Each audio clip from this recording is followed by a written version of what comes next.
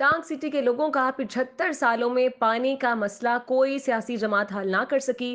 آج بھی ٹانگ کے لوگ مجرے صحت زام نالے کا پانی پینے پر مجبور ہیں۔ مزید دیکھتے ہیں آدم خان کنڈی کی اس رپورٹ میں۔ ٹانگ سٹی کے ارباب اختیار کے لیے باعث شرم اور ڈوب مرنے کا مقام ہے کہ 75 سال گزرنے کے باوجود ٹانگ سٹی کے عوام زام نالے کا گدلا مضر صحت پانی پی رہے ہیں، مگر یہ پانی بھی مہینے میں چند روز دستیاب ہوتا ہے۔ کہ ٹانگ کی زیادہ تر آبادی جو ہے 70 to 80% کی جو آبادی ہے اس کا ڈیپینڈ زام کے پانی پہ ہے، جو کہ کھارا بھی ہے اور گندا بھی ہے، لیکن اس کے باوجود بھی ہم اس کو استعمال کرنے پہ مجبور ہیں۔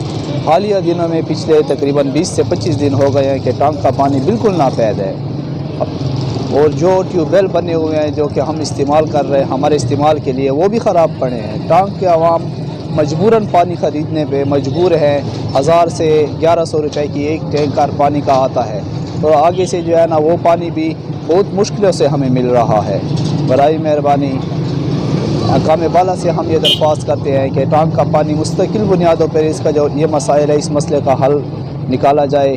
ٹانگ سٹی کے لوگ گھروں کے لیے پانی دور دراز علاقوں سے بھر کر لاتے ہیں یا ٹینکروں کے ذریعے منگواتے ہیں۔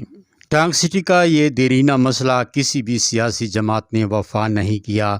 درجنوں M P As, M N As اور منسٹر آئے، مگر پانی کا مسئلہ جوں کا توں ہے۔ کیمرہ ٹیم کے ساتھ آدم خان کنڈی، ٹانگ۔